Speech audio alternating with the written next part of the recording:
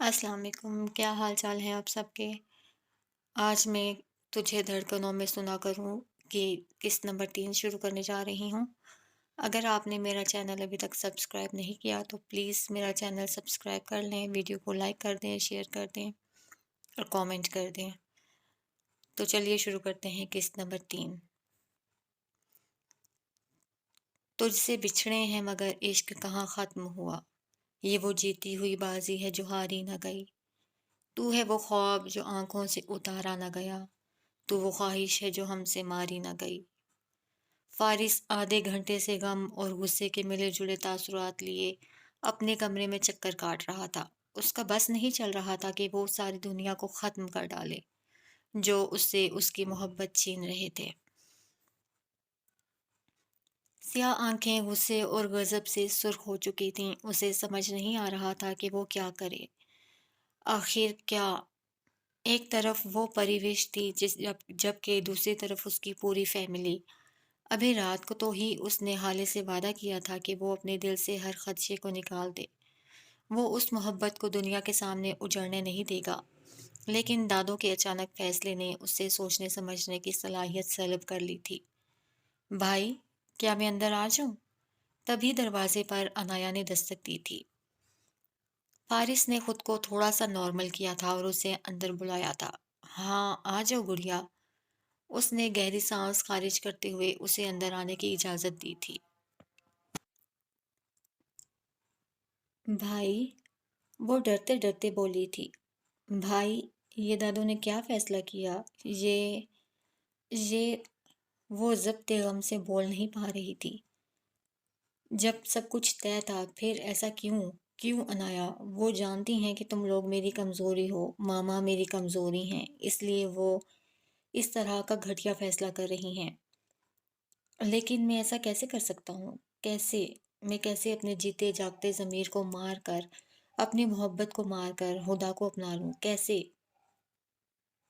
وہ شدت جذبات سے بول نہیں پا رہا تھا۔ اس نے اتنی زور سے وال گلاس پر مکہ مارا تھا کہ اس کا شیشہ کرچی کرچی ہو کر لان میں گرتا نظر آیا تھا۔ فارس کا شدت ضبط سے برا حال تھا۔ بھائی، انایا چیخی تھی۔ وہ دوڑتی ہوئی اس کے پاس آئی تھی اور اس کا ہاتھ اپنے ہاتھ میں لیا تھا۔ یہ کیا کر رہے ہیں آپ؟ یہ وقت ہوش سے کام لینے کا ہے۔ آپ ہی کی بارات آنے والی ہے، گھر مہمانوں سے بھرا پڑا ہے اور آپ یہ کیا کر رہے ہیں؟ وہ روتے ہوئے بولی تھی اور اپنے ہاتھ دوپٹے سے اس کے ہاتھ سے بہتا خون روکنے کی کوشش کر رہی تھی۔ تو اور کیا کروں؟ کیسے حالے کی محبت کو اپنے دل سے نکال پھینکوں؟ کیسے اس لڑکی کو اپنے لیے حلال بنا لوں جسے ہمیشہ چھوٹی بہن سمجھتا آیا ہوں؟ اور کیسے حالے کی آنکھوں سے ان خوابوں کو نوچ ڈالوں؟ کیسے؟ وہ رو رہا تھا۔ وہ 29 سال کا مرد آنسوؤں سے رو رہا تھا۔ انایا اس کے خون سے بھرے ہاتھ کو دیکھ رہی تھی اور رو رہی تھی۔ بھائی، اب آپ کو حالے کی آنکھوں سے وہ خواب نوچنے کی ضرورت نہیں پڑے گی جنہیں وہ خود اپنے ہاتھوں سے ختم کر چکی ہے۔ وہ گہری سانس بھرتے ہوئے روتے ہوئے بولی تھی۔ فارس نے ضبط سے سرخ پڑتی آنکھیں اٹھا کر نہ سمجھی سے اسے دیکھا تھا۔ ہاں بھائی، دادو نے پتہ نہیں کیا کہا ہے اس سے کہ وہ واپس جانے کے لیے تیار کھڑی ہے۔ میرے لاکھ پوچھنے پر بھی اس نے نہیں بتایا مجھے۔ وہ اپنے دوپٹے سے اس کے ہاتھ سے بہتا خون روکنے کی ایک ناکام کوشش کر رہی تھی۔ آخر کتنوں کی زندگیاں برباد کریں گی دادو؟ آخر کتنے لوگوں کی؟ وہ بے بسی سے بولا تھا۔ جب ہی جہانگیر صاحب شکستہ دل لیے فارس کے روم میں آئے۔ بابا، آپ کیوں نہیں بولے؟ آخر کیوں؟ دادو نہیں سمجھ رہی کہ ان کے اس فیصلے سے کتنے دلوں کا خون ہو رہا ہے۔ وہ سنجیدہ لہجے میں ایک باپ سے مخاطب تھا۔ جہانگیر صاحب نے نظریں چرائی تھیں۔ وہ شکست خوردہ سے کمرے میں موجود صوفے پر بیٹھے تھے۔ بیٹا، زندگی کبھی کبھار ہمارے سامنے بے حد کٹھن موڑ لے آتی ہے جہاں انسان چاہ کر بھی کچھ نہیں کر سکتا۔ تمہاری ماں نے اس گھر کو جنت بنا ڈالا ہے بیٹا، لیکن اس کی سزا ختم ہونے میں ہی نہیں آ رہی، صرف اس لیے کہ اس نے مجھ سے شادی کی تھی۔ اس کا صرف ایک قصور اتنا ہے، میں تمہارے سامنے ہاتھ جوڑتا ہوں، ایک اور زینب کے احساسات کو ڈوبنے سے بچا لو۔ وہ غم زدہ لہجے میں بول رہے تھے۔ لیکن بابا میں کیسے؟ فارس نے ان کے سامنے گھٹنے ٹیکے تھے اور ان کا ہاتھ اپنے ہاتھ میں لیا تھا۔ جہانگیر صاحب بیٹے سے نظر چرا رہے تھے اور عنایا پاس کھڑی رو رہی تھی۔ اپنے باپ کو معاف کر دینا بیٹا، میں اس عمر میں تمہاری ماں اور بہنوں کو خوار نہیں کر سکتا۔ وہ اپنے آنسو چھپاتے باہر نکلے تھے۔ پیچھے فارس تہی دامن بیٹھا رہ گیا تھا۔ بھائی، ہم ہدا سے بھی تو بات کر سکتے ہیں نا، ہو سکتا ہے وہ بھی اس رشتے کو قبول نہ کرنا چاہتی ہو، اور پھر وہ بھی تو دادو کی لاڈلی ہے، ہو سکتا ہے وہ دادو کو منا لے۔ وہ بولی تھی، لاڈلا تو میں بھی تھا ان کا، کیا کیا انہوں نے میرے ساتھ؟ وہ تلخی سے بولا تھا۔ بھائی، ہم ایک کوشش تو کر سکتے ہیں، وہ لہجے میں امید سموتے بولی تھی۔ ٹھیک ہے عنایا، تم جاؤ، میں کوشش کرتا ہوں، وہ اٹھتے ہوئے بولا تھا۔ لیکن بھائی، پہلے ہاتھ پر کچھ باندھ لیں، بہت خون بہہ رہا ہے، کانچ ہاتھ میں گھس گیا ہے، وہ اس کے غصے سے ڈرتے ہوئے بولی تھی۔ فارس نے بس سر ہلایا تھا اور کمرے سے چلا گیا تھا۔ پیچھے کھڑی عنایا کا دل سوکھے پتے کی طرح کانپ رہا تھا۔ اسے تو اپنا بھائی اور حالے دونوں سے بہت محبت تھی، اور وہ ان دونوں کی گہری محبت کی واحد گواہ تھی۔ فارس کو دادی جان کے فیصلے سے اتنا دکھ تھا کہ اس کے سامنے جو چیز آ رہی تھی تو ٹھوکروں کی زد پہ تھی۔ وہ غصے سے ہدا کے کمرے کی طرف آ رہا تھا۔ حالے، صرف آج کے لیے رک جاؤ میری جان، میری خوشی کی خاطر، بس مجھے رخصت ہو جانے دو، پھر بے شک کبھی اس گھر کا رخ نہ کرنا تم۔ متائے کی بات سن کر حالے کے بیگز کی زپ بند کرتے ہاتھ تھمے تھے۔ حالے نے زخمی نظروں سے اسے دیکھا تھا اور پھر اٹھ کر خاموشی سے اس کے پاس آ بیٹھی تھی اور اپنی نگاہیں اپنی ہتھیلیوں پر جما لی تھیں۔ متورم آنکھیں جو رونے سے بہت سوج چکی تھیں، بکھرے بال جنہیں جیسے انہیں کبھی سنوارا ہی نہیں گیا تھا، چہرے پہ ایسی زردیاں گھلی تھیں جیسے یہ مہرجبیں چہرہ کبھی گلاب تھا ہی نہیں۔ وہ اجڑی بیٹھی تھی، شاید محبت میں اجڑا انسان ایسا ہی ہوتا ہے۔ اس کی حالت دیکھ کر متائے کا دل کٹا تھا۔ اس نے دھیرے سے اس کا ہاتھ اپنے ہاتھ میں لیا تھا۔ دلاسا ملنے کی دیر تھی۔ حالے کا ضبط ٹوٹا تھا اور وہ متائے کے گلے لگ کر اونچی آواز میں پھوٹ پھوٹ کر رو دی تھی۔ چیخوں کا گلا گھونٹنے کے لیے اسے اپنے دونوں ہاتھ اپنے ہونٹوں پر جمانے پڑے تھے۔ ان آنسوؤں میں اس کی سسکیاں شامل تھی۔ متائے اسے سنبھالنے کے ساتھ ساتھ خود بھی بے تحاشا رو رہی تھی۔ عشق میں تڑپتا انسان شاید ایسا ہی ہوتا ہے، دل پر جبر کرنا بے حد مشکل ہوتا ہے۔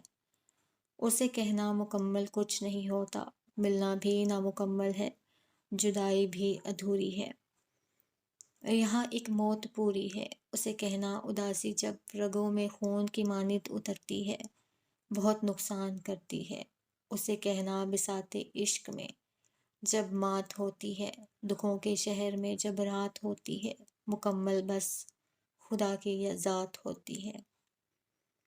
ان آہوں اور سسکیوں میں حالے نے سب کچھ کہہ دیا تھا۔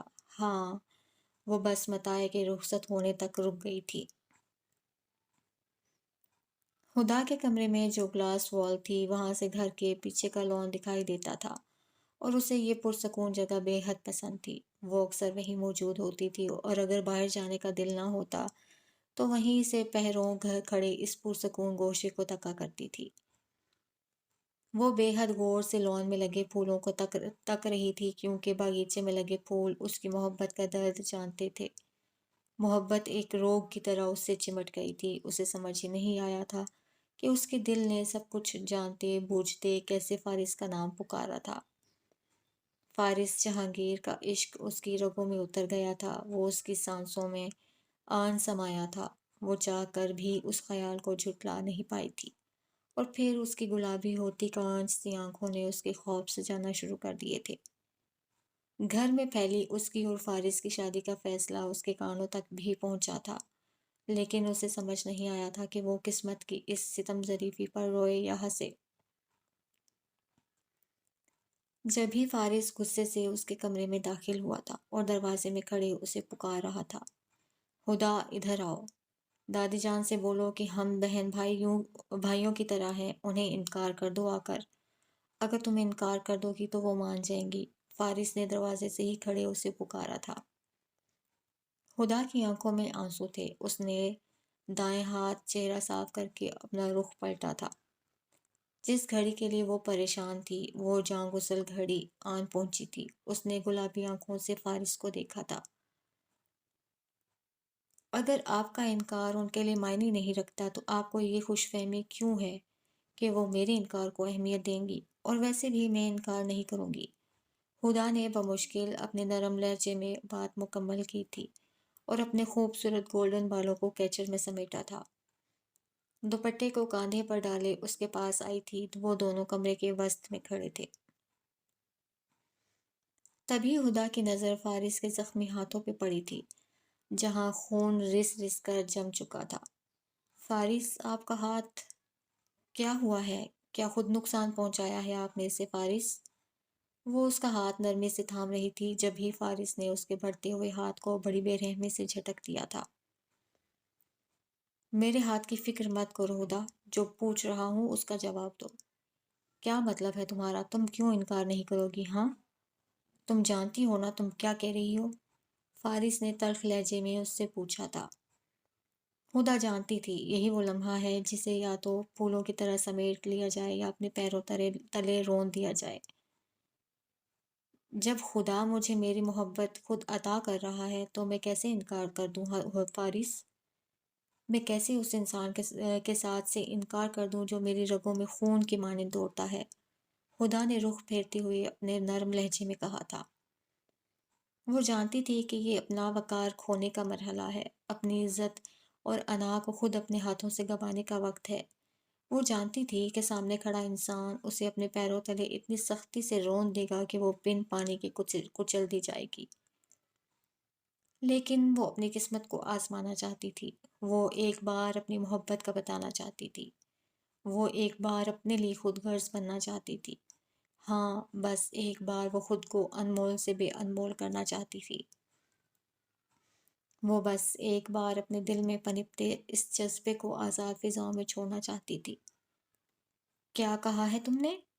ہاں، ایک دفعہ پھر سے کہنا، میں سننا چاہتا ہوں۔ بولو، کیا بکواس کی ہے تم نے ابھی؟ بولو۔ فارس بے حد غصے سے گھور رہا تھا۔ خدا کے الفاظ نے اس کے پیروں تلے سے زمین کھینچ لی تھی۔ وہ کیسے اس کی آنکھوں سے جان نہیں پایا؟ کیسے؟ اس کے اتنے سخت لہجے پر خدا کی آنکھوں سے آنسو بہہ نکلے تھے۔ میں نہیں جانتی کب، کیوں، کیسے فارس، یہ جذبہ کیسے میرے دل میں پیوست ہو کر روح میں اتر گیا۔ میں نہیں جانتی، بس مجھے آپ سے محبت ہو گئی۔ مجھے پتہ نہیں چلا کب آپ میری بڑھتی سانسوں کے ساتھ پروان چڑھنے لگے۔ اس کا لہجہ ایسا تھا جیسے بہت بڑا جرم کیا ہو اس نے۔ اس کے لفظ منہ میں دم توڑ گئے تھے جب فارس نے الٹے ہاتھ کا تھپڑ اس کے منہ پہ دے مارا تھا اور وہ کمرے میں موجود دیوان سے جا ٹکرائی تھی، لیکن منہ سے چیخ نہیں نکالی تھی۔ منہ کے آگے ہتھیلی کو سختی سے جما لیا تھا۔ میرے کس عمل سے لگا تمہیں ہدا کہ میں کچھ ایسا سمجھتا ہوں گا؟ میں تمہیں اپنی چھوٹی بہن کی طرح چاہتا رہا، انایا میں اور تم میں کبھی فرق نہیں سمجھا۔ پھر کس طرح اس پاکیزہ رشتے کو اس طرح کا رنگ دیا تم نے؟ بولو، فارس غصے اور دکھ کی ملی جلی کیفیت میں بولا تھا۔ میں کیسے تمہیں؟ سب جاننے کے بعد فارس شدت غم سے بول نہیں پا رہا تھا۔ وہ خاموشی سے خدا کو بہتے آنسوؤں کے ساتھ دیکھ رہا تھا اور یہ پہلی بار تھا جب فارس کو اس کے آنسو تکلیف نہیں دے رہے تھے۔ تم نے جو کچھ بھی کہا خدا، مجھے اس میں ذرا برابر دلچسپی نہیں ہے۔ دادی اور تم جو بھی چاہ رہے ہو اس کا کڑوا گھونٹ مجھے پینا پڑے گا، لیکن میں جلد تم پر یہ ثابت کر دوں گا کہ زندگی کا نرخ کیسے بنایا جاتا ہے۔ یاد رکھنا، میں کبھی بھی تمہیں نہیں اپناؤں گا، کبھی نہیں، اور اتنا دور جا بسوں گا کہ تمہاری سانسیں بند ہونے لگیں گی، اتنا دور کہ فاصلے نہ ہوتے ہوئے بھی سمیٹ نہیں سکو گی۔ تم خود پناہ مانگو گی مجھ سے، سنا تم نے؟ وہ غصے سے اسے دونوں بازوؤں سے تھامے کہہ رہا تھا۔ اس کے ہاتھوں کی انگلیاں خدا کے نرم بازوؤں میں پیوست ہو رہی تھیں۔ تکلیف کی شدت سے اس کی آنکھوں سے آنسو بہہ رہے تھے۔ وہ سانس روک کے اسے سن رہی تھی۔ اس نے تو ہمیشہ فارس کا پیار دیکھا تھا اور اب ساری زندگی نفرت دیکھنی تھی۔ وہ اسے اپنی غضب ڈھاتی آنکھوں سے گھور رہا تھا۔ لیکن کیا ہوا؟ وہ نظروں کے سامنے تو ہوگا ہی نا۔ وہ یہ سوچ کر دل میں مسکرائی تھی۔ اور لبوں پہ زخمی مسکراہٹ بکھری تھی۔ وہ دروازے کو زور سے ٹھوکر مارتا وہاں سے چلا گیا تھا۔ پیچھے ہدا بیٹھی اپنی قسمت کی اس ستم ظریفی پر آنسو بہا رہی تھی۔ اس کی دھڑکنیں معمول سے ہٹ کر دکھ سے دھڑک رہی تھیں، ایک ہی نام کا راگ الاپ رہی تھیں، وائری قسمت کیسے کیسے رنگ دکھاتی ہے۔ وہ جہانگیر ولا کی اکیلی اداس بنجارن قسمت سے جیتتی اور محبت میں ہاری ہوئی اپسراؤں میں سے ایک تھی۔ وہ باب جو تم چرا لیا میری زندگی کی کتاب سے، وہی معتبر ہے میرے لیے، وہ جو حاصل دل و جان ہے۔ کوئی چاند لا کے جبیں پہ رکھ، لا کوئی گہر تہہ آب سے، اسے جیتنا ہے تو ہمیں ہم نشیں یوں ہی گفتگو سے ناکام لے۔ میری خوشبوؤں سے ہیں سلسلے، میری نسبتیں ہیں گلاب سے، یہ جو میرا رنگ و روپ ہے یوں ہی بے سبب نہیں ہے۔ تیری بات لگتی ہے وہم سی، تیرے لفظ لگتے ہیں خواب سے۔ اس محبت نے 3 جیتے جاگتے انسانوں کو، جن میں زندگی مسکراتی اور رقص کرتی تھی، برباد کر دیا تھا۔ ان تینوں کے دلوں کا بڑی بے دردی اور بے رحمی سے قتل کر کے خود حسین سفید پوشاک پہنے سفید گھوڑی پہ بیٹھے پرستان کی طرف بڑھتی جا رہی تھی۔ واشنگٹن میں کل رات شدید برف باری ہوئی تھی اور سردی کی شدت میں مزید اضافہ ہوا تھا۔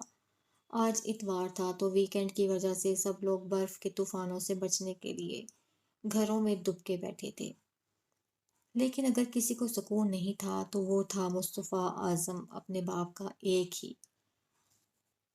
مصطفیٰ بائیک ریسر تھا، وہ بغیر اپنی جان کی پرواہ کرتے بائیک ریسنگ کیا کرتا تھا اور اس میدان میں سب کو چاروں شانے چت بھی گراتا تھا۔ آج بھی وہ اپنی ہونڈا بلیک ہوڈ لیے کینال ہیڈ برج پہ جا پہنچا تھا۔ کینال ہیڈ برج کے چاروں اطراف سمندر اپنے مختلف رنگوں کے پانیوں کو سمیٹے ٹھاٹھے مارتا اور چڑھتے ہوئے پانی کی خوفناک آواز کانوں کو بند کرنے کے لیے کافی ہوتی تھی۔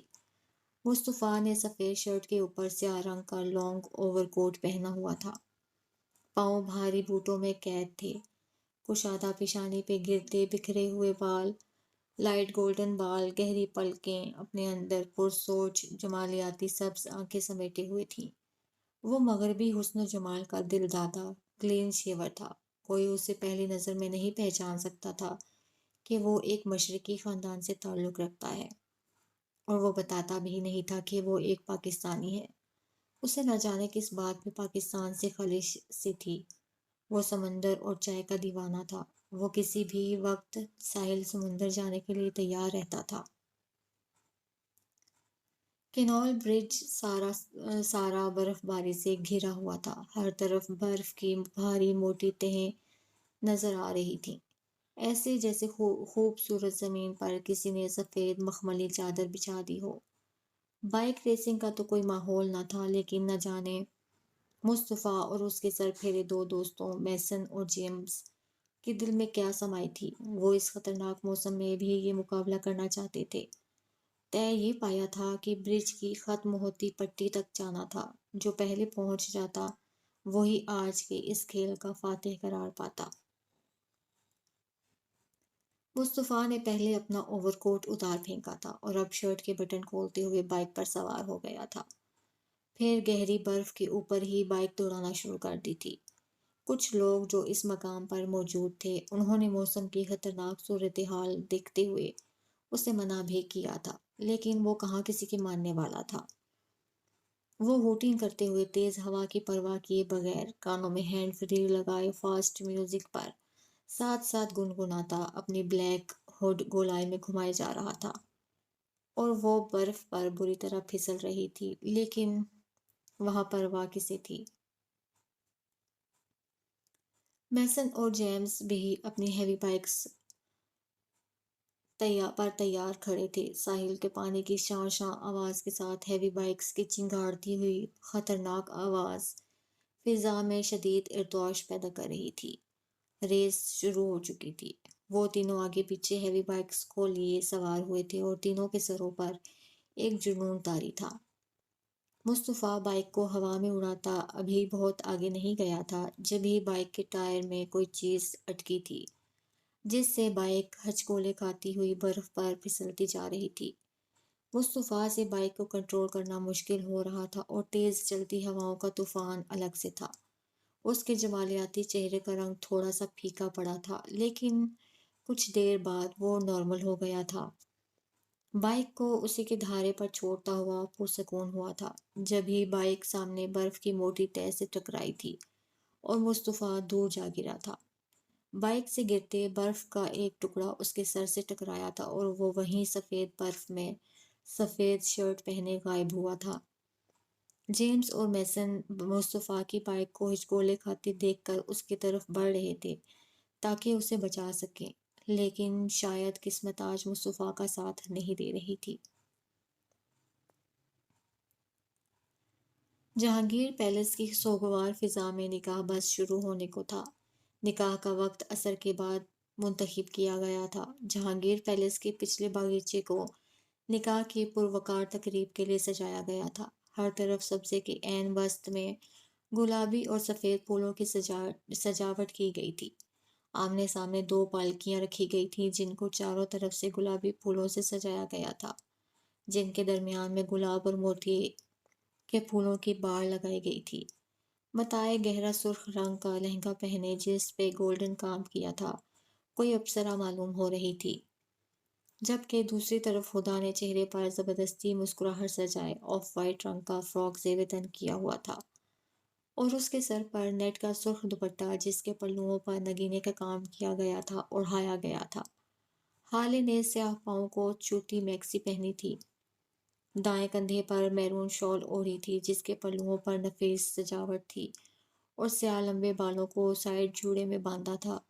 وہ سوگوار حسن لیے اس تقریب میں شامل ہوئی تھی، لیکن فارس اور ہدا کے نکاح سے پہلے ہی وہ اٹھائی تھی۔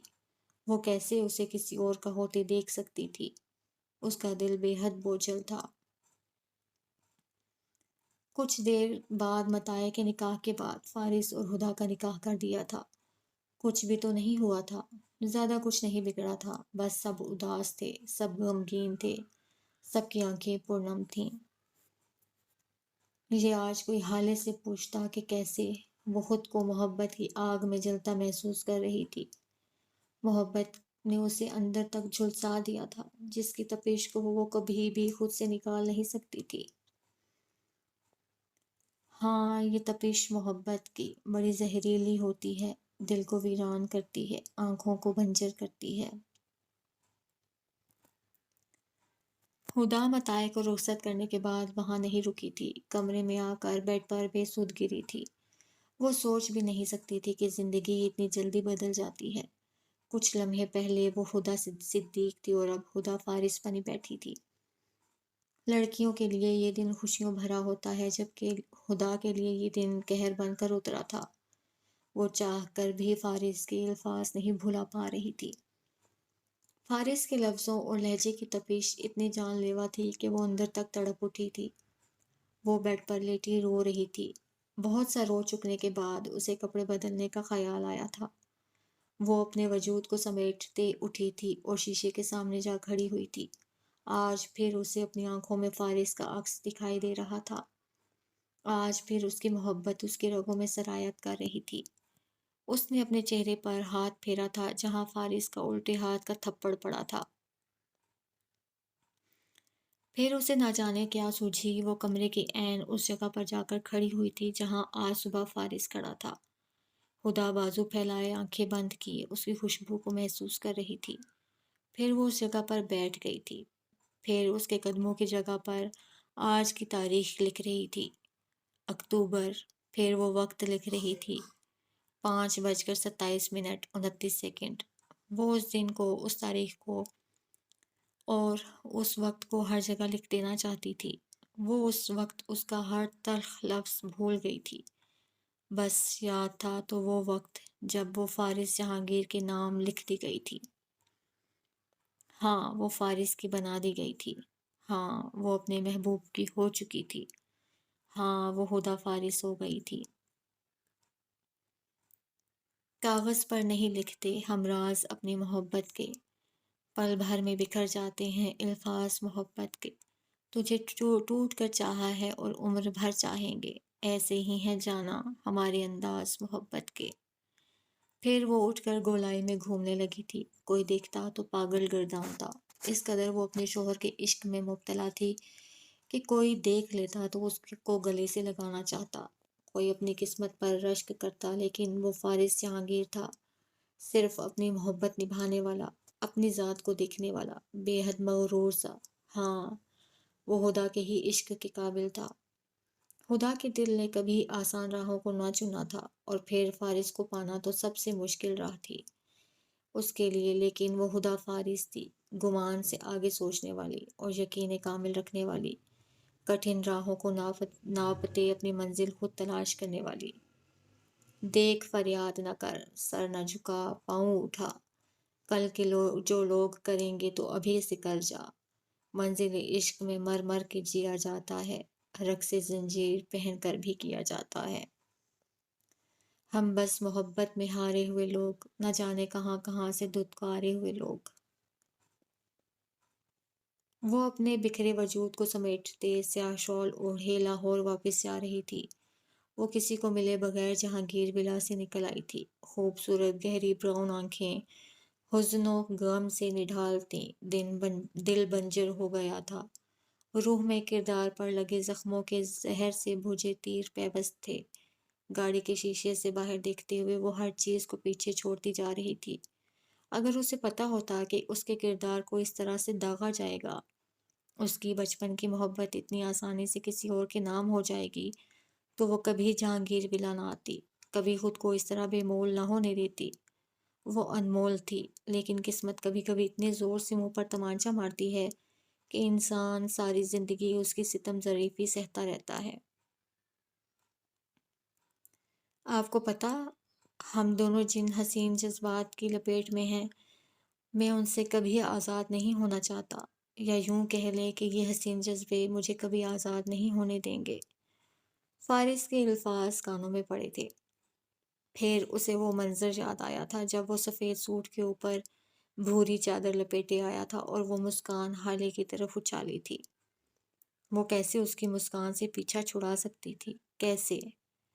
فارس کے کہے گئے الفاظ اسے بے چین کر رہے تھے۔ کیا اتنی محبت کرنے والا انسان مجبور کیا جا سکتا ہے؟ ہاں، یہ رشتے انسان کے پاؤں کی سب سے بڑی زنجیر ہوتے ہیں۔ یہ اسے ہر چیز کے لیے مجبور کر سکتے ہیں، چاہے وہ محبت ہو یا نفرت۔ کچھ ہی گھنٹوں میں سفر کرتی ہوئی وہ لاہور پہنچی تھی، لیکن افسوس، وہ جس زندہ دلی سے وہاں گئی تھی، وہی زندہ دلی فیصل آباد کی سڑکوں پر کہیں کھو گئی تھی۔ وہ سیدھا اپنے کمرے میں آئی تھی، اس کی سیدھی نظر اس بٹر فلائی وال پر گئی تھی جس کے ارد گرد سنہری پتیاں جل رہی تھیں۔ یہ اسے عنایا نے کے ہاتھ فارس نے بھجوایا تھا۔ وہ شال بیڈ پر پھینکتی ان رنگ برنگی تتلیوں کو چھو رہی تھی۔ پھر اس کی نظر اس ڈائری پر پڑی تھی جسے اس نے اپنی اور فارس کی بچپن کی تصویروں سے سجایا تھا۔ پھر وہ چلتی ہوئی اپنی اسٹڈی ٹیبل پر آئی تھی، جہاں فارس کی دی ہوئی بے شمار چیزیں موجود تھیں۔ وہ ایک ایک چیز کو دیکھ رہی تھی، آنسو گریباں بھگو رہے تھے۔ وہ وہیں بیڈ کی پوینتی سے ٹیک لگائے دونوں بازو اپنی ٹانگوں کے گرد لپیٹے بیٹھ گئی تھی۔ وہ رو رہی تھی، بے تحاشا رو رہی تھی۔ وہ کھل کر رونا چاہتی تھی۔ انسان جیسا سوچتا ہے ویسا کبھی نہیں ہوتا، یہی حقیقت زندگی ہے۔ اور پھر محبت کو پانا تو بے حد مشکل ہے۔ ہماری تقدیر ہماری سوچ سے بہت الگ فیصلے کرتی ہے۔ وحشت نے زندگی کی روانی اجاڑ دی، ایک واقعے نے ساری کہانی اجاڑ دی۔ کم سن بدن پہ بوجھ ہے بوڑھے دماغ کا، سنجیدگی نے میری جوانی اجاڑ دی۔ وہ گھٹنوں میں منہ دیے رو رہی تھی جبھی بیڈ پر پڑا اس کا فون چیخا تھا۔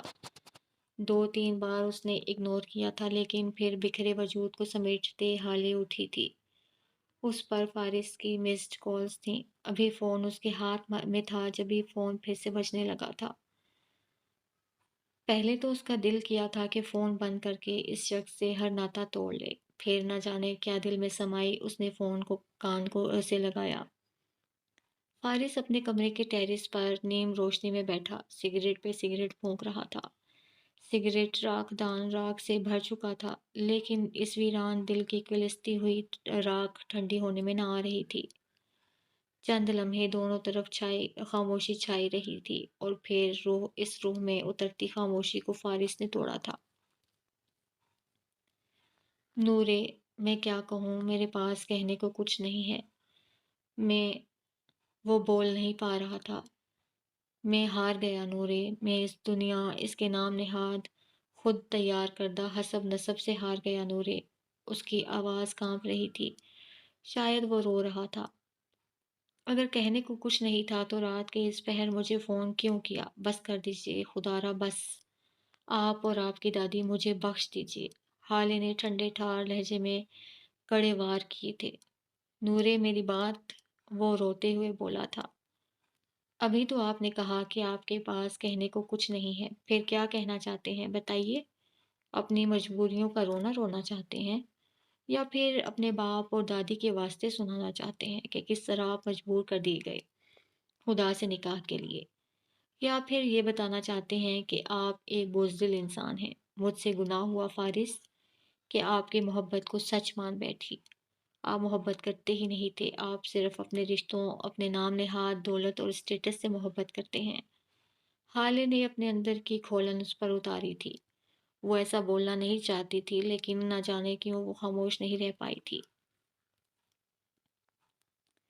خدا کا واسطہ ہے فارس جہانگیر، آج کے بعد میرا نام اپنی زندگی سے، اپنے دل سے مٹا دیجیے اور مجھے فون نہ کیجیے گا، بہت احسان ہوگا آپ کا۔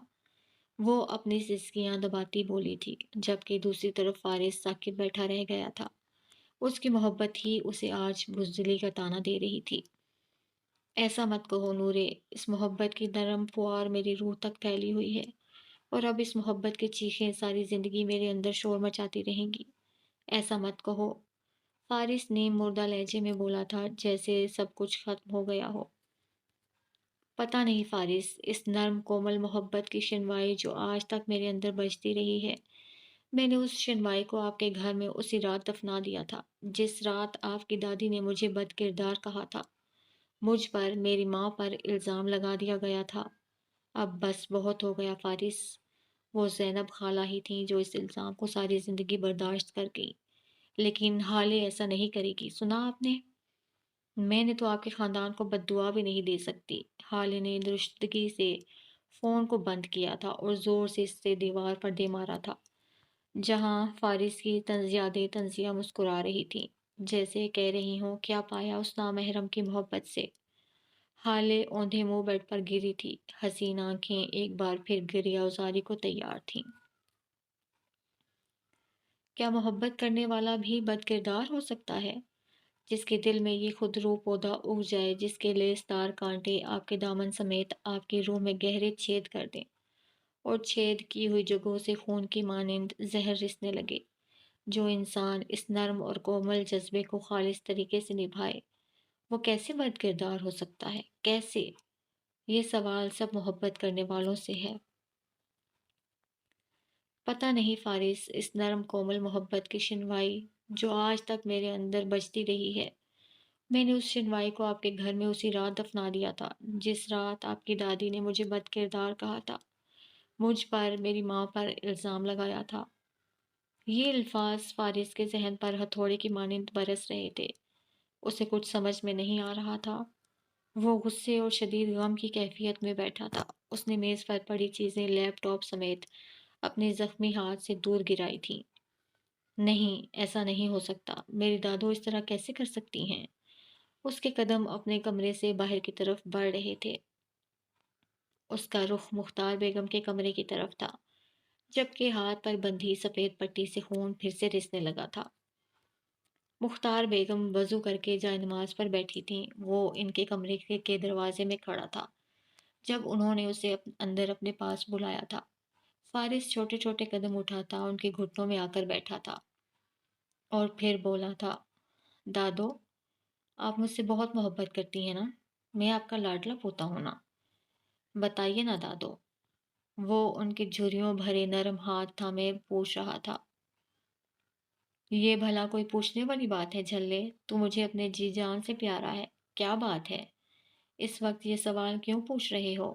وہ اس کے گھنے سیاہ بالوں میں ہاتھ پھیرتے ہوئے بولی تھی۔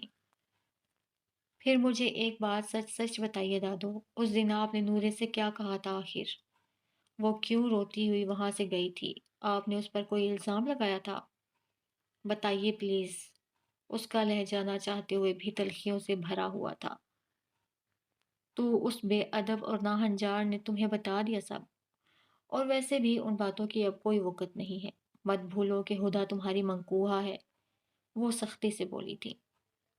اس پاک دامن لڑکی کے لیے ایسے الفاظ مت استعمال کریں دادو، وہ ایسی بالکل نہیں ہے جیسا آپ نے اسے کہا۔ وہ تو بہت وہ لڑکی کیسے پاک دامن ہو سکتی ہے جو رات کے اس پہر تمہارے ساتھ بیٹھ کر گل چھڑے اڑا رہی ہو؟ وہ فیصلہ تمہارے لیے اچھا نہیں تھا اور اب جرح کیوں کر رہے ہو؟ بولو۔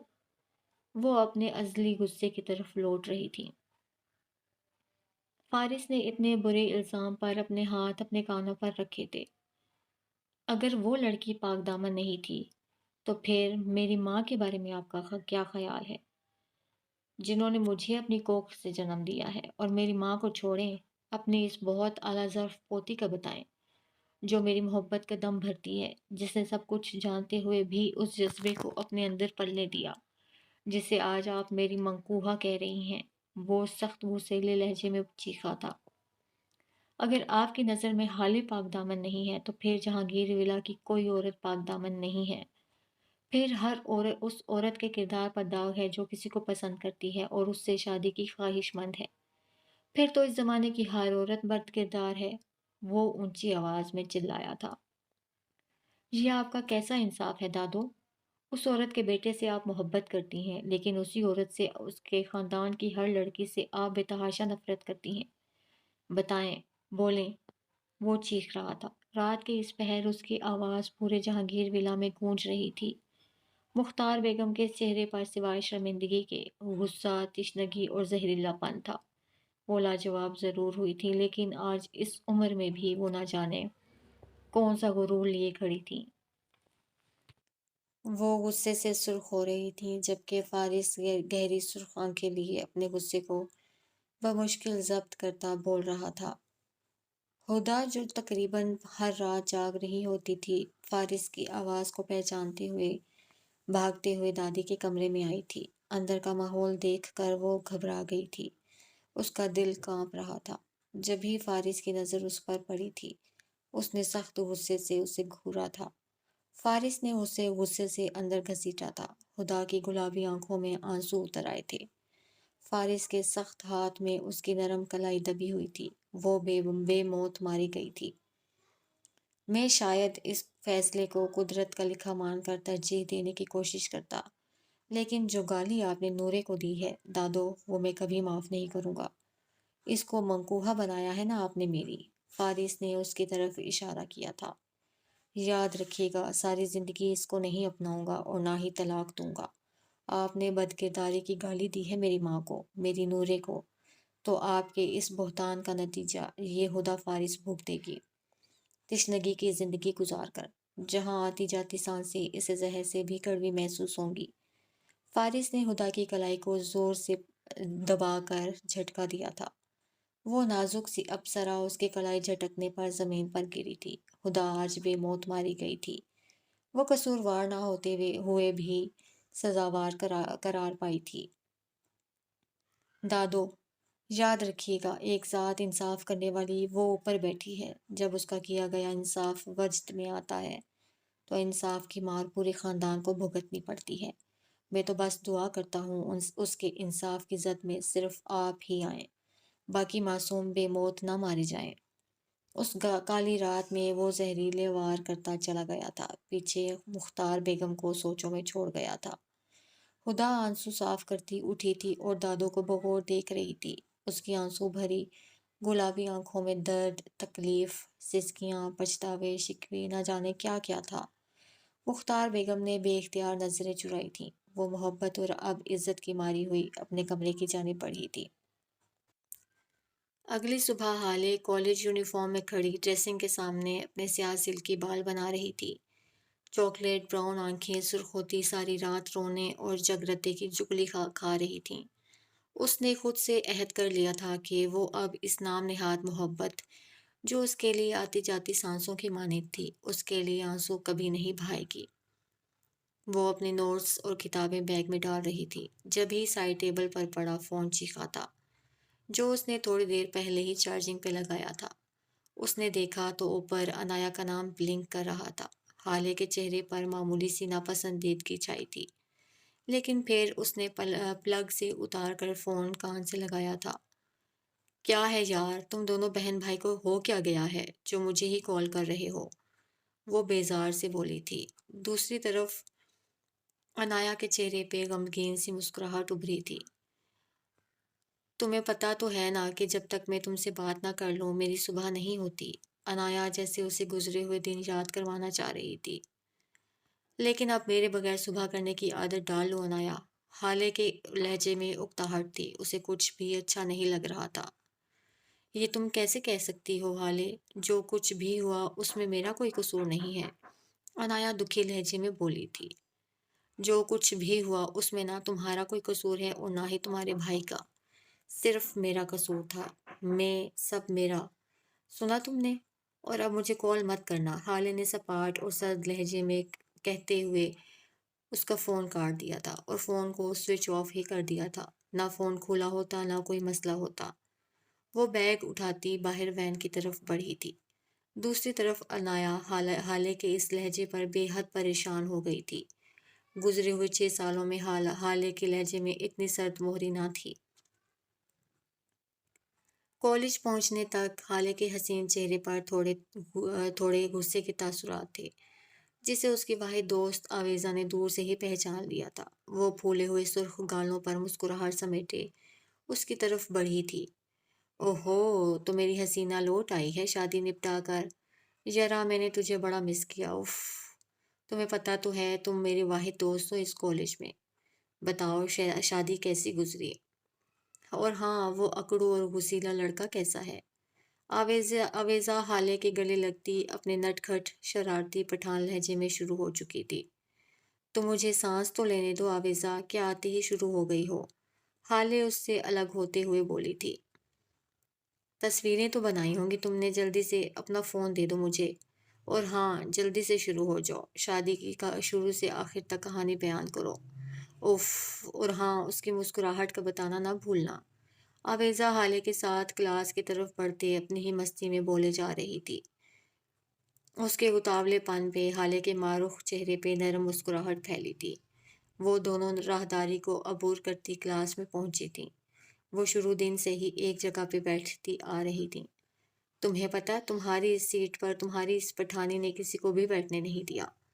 بھائی میں نے کہا کہ میری دوست نہیں ہے تو کیا ہوا، اس کی کرسی تو ہے، اس سے ہی دل لگا لوں گی، وہ اپنے خوبصورت لہجے میں بولی تھی۔ اس کی باتوں پہ حالے کے لبوں پر مسکراہٹ پھیلی تھی۔ آویزا جانتی تھی کہ اس کے چہرے پر مسکراہٹ کس طرح لانی ہے۔